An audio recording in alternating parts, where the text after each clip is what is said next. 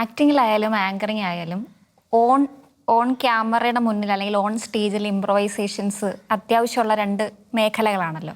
അപ്പോൾ ഇത് രണ്ടും കൂടി എങ്ങനെയാണ് ജീവ മാനേജ് ചെയ്യുക? ആങ്കറിങ്ങിൻ്റെ ഇൻഫ്ലുവൻസ് ആക്ടിങ്ങിലേക്ക് വരാതിരിക്കാനുള്ള കോൺസ്റ്റൻ്റ് ആയിട്ടുള്ള ഒരു ഹോംവർക്കോ അങ്ങനെ എന്തെങ്കിലും ശ്രദ്ധയോ ഒക്കെ കൊടുക്കാറുണ്ടോ? ഇപ്പോഴെന്ന് പറഞ്ഞു കഴിഞ്ഞാൽ നമുക്ക് അഭിനയിക്കാനുള്ള ആഗ്രഹം മാത്രമേ ഉള്ളൂ. ഭയങ്കര ആഗ്രഹമാണ് അഭിനയിക്കാൻ. അപ്പോൾ അതിന് വേണ്ടിയിട്ട് നമുക്ക് എന്തൊക്കെ ചെയ്യാൻ പറ്റുമോ അതൊക്കെ ഇപ്പം നമ്മൾ ട്രൈ ചെയ്യാറുണ്ടോ? അത് ഞാൻ ഉദ്ദേശിക്കുന്നത് ഞാൻ ആക്ടിങ് സ്കൂളിൽ പോകും അങ്ങനെയൊന്നും അല്ല. എനിക്ക് അതിനോട് ഭയങ്കര ആഗ്രഹവും ഇഷ്ടമാണ്. അപ്പം എനിക്കതാണ് എനിക്ക് ചെയ്യാൻ ഇഷ്ടവും.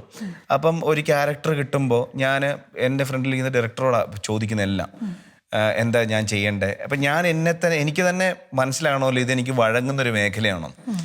അപ്പം ഞാനൊരു ക്യാരക്ടർ കിട്ടുമ്പോൾ ഞാൻ പുള്ളിയോട് ചോദിക്കും. പുള്ളി എനിക്ക് കുറേ കാര്യങ്ങൾ പറഞ്ഞുതരും. ഞാൻ ഇപ്പോഴും പോയി മോണിറ്റർ നോക്കത്തില്ല. ഞാനിങ്ങനെ ആ ഡയറക്ടറെ നോക്കും. എന്നിട്ട് ഞാൻ ചോദിക്കും ഓക്കെ ആണോ. അപ്പോൾ പറയും ഒന്നുകൂടെ പോയാലോ. ഞാൻ പറയും എന്താ ഞാനെല്ലാം അങ്ങനെ ചോദിക്കുക. അപ്പോൾ ഈ മോണിറ്റർ ഒന്ന് കണ്ട് ഇത് നമുക്ക് ഒന്ന് മാറ്റാം. അങ്ങനെ ഞാൻ സിനിമ എന്ന് പറയുന്ന പ്രോസസ്സ് പഠിച്ച് തുടങ്ങിയിട്ടേ ഉള്ളൂ. ഇത് വഴങ്ങുമോ, നമുക്കൊരു ക്യാരക്ടർ ഹാൻഡിൽ ചെയ്യാൻ പറ്റുമോ എന്നൊക്കെ പഠിച്ച് മനസ്സിലാക്കി വരുന്നേ ഉള്ളൂ. അപ്പോൾ കുറേ കൂടെ ഇതിനോട് നമ്മൾ സീരിയസ് ആവും. കുറേ 1-2 റോളൊക്കെ കഴിയുമ്പം നമ്മുടെ കയ്യിലെ സ്റ്റോക്ക് തീരുന്നു എന്ന് തോന്നിക്കഴിയുമ്പോൾ ഇപ്പോഴും സീരിയസ് ആണ്, പക്ഷേ സീരിയസ്നെസ്സിൻ്റെ ലെവൽ മാറും. അപ്പം ഞാൻ ഇപ്പോൾ എടുക്കുന്ന എഫേർട്ടും അപ്പോൾ എടുക്കുന്ന എഫേർട്ടും നമ്മൾ വ്യത്യാസം ഉണ്ടാവുമല്ലോ. അപ്പോൾ അങ്ങനെ എന്നെ ഫൈൻ ട്യൂൺ ചെയ്യണമെന്നാണ് ഞാൻ പ്ലാൻ ചെയ്ത് വെച്ചിരിക്കുന്നത്. ഇപ്പം ആങ്കറിങ്ങിന് ഇൻഫ്ലുവൻസ് വരുമോയെന്ന് ചോദിച്ചാൽ ഈ കൈയൊക്കെ എടുക്കുന്ന സമയത്ത് അതപ്പോൾ ഞാൻ പറയുകയും ചെയ്യും. എനിക്ക് എന്താണ് ഞാൻ ചെയ്യേണ്ടത്, എനിക്ക് കൈ ഇങ്ങനെ എടുത്ത് സംസാരിക്കുന്ന ശീലമുണ്ട്, അത് ഇങ്ങനെ വിചാരിച്ചാൽ മതി, ഈ ക്യാരക്ടർ ഇങ്ങനെയാണ്. അങ്ങനെയാണ് 21 ഗ്രാംസ് ആണ് ഞാൻ കുറച്ചുകൂടെ ആദ്യം ഒരു സിനിമ ഉണ്ട് അങ്ങനെ ഞാനും പ്രേമിച്ചതുകൊണ്ട്. അത് അധികം ആർക്കും അറിയത്തില്ല. ഞാൻ സൂര്യ മ്യൂസിക് വർക്ക് ചെയ്യുന്ന സമയത്ത് ചെയ്ത സിനിമയാണ്. അതിലൊരു ലീഡ് റോളാണ്. അതങ്ങനെ ശ്രദ്ധിക്കപ്പെടാത്തൊരു സിനിമയായിരുന്നു. അപ്പം അത് ഞാൻ സിനിമ എന്താണെന്ന് സിനിമയ്ക്കകത്ത് പോയി പഠിച്ച് ഞാൻ ഫുൾ ടൈം അതിൻ്റെ കൂടെ തന്നെ ഞാൻ അഭിനയിക്കാത്ത സീൻസിലൊക്കെ വന്ന് ഡയറക്ടറിൻ്റെ കൂടെ ഇരിക്കും. ഇതെന്താ അങ്ങനെ, ക്യാമറ ചേട്ടനോട് പോയി സംസാരിക്കും. അങ്ങനെ ഞാൻ ടെക്നിക്കൽ കാര്യങ്ങളൊക്കെ അറിഞ്ഞത് ആ സിനിമയാണ്. ഡബ്ബിങ്ങിന് ഇരിക്കും. സിദ്ദിഖൊക്കെ ഉണ്ടായിരുന്നു. സിദ്ദിഖൊക്കെ ഡബ് ചെയ്യാൻ പോകുമ്പോൾ അവിടെ പോയിരിക്കും.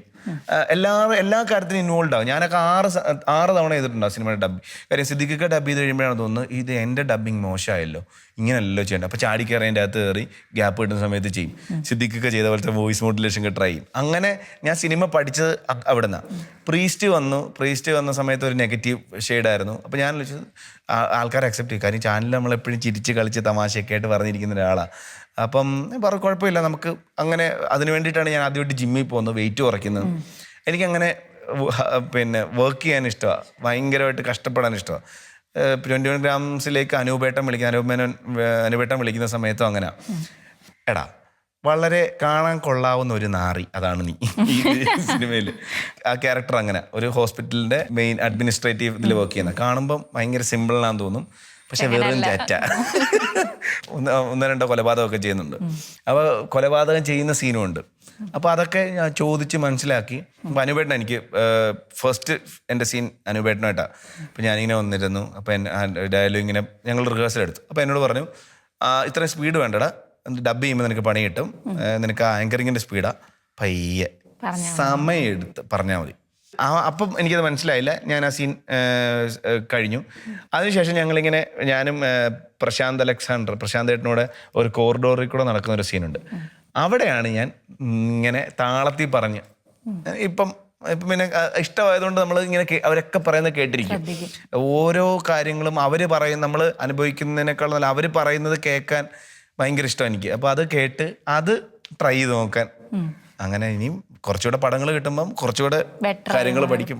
ഞാൻ ഇപ്പോൾ പറയാം, നമ്മൾ ആദ്യത്തെ 2ാമത്തെ 3ാമത്തെ പടത്തിൽ ഓസ്കാർ അഭിനയം കാഴ്ചവെക്കാൻ നാച്ചുറൽ ആക്ടർ ഒന്നും അല്ല ഞാൻ. അങ്ങനെ ഞാൻ വിശ്വസിക്കുന്നില്ല. അത് അത് ബ്ലഡിൽ ആക്ടിങ് ഇല്ല. അപ്പം ഞങ്ങൾ സെൽഫ് ഇംപ്രൈസേഷൻ മമ്മൂക്കയുടെ പുറകിന് വിടുക ഞങ്ങൾ.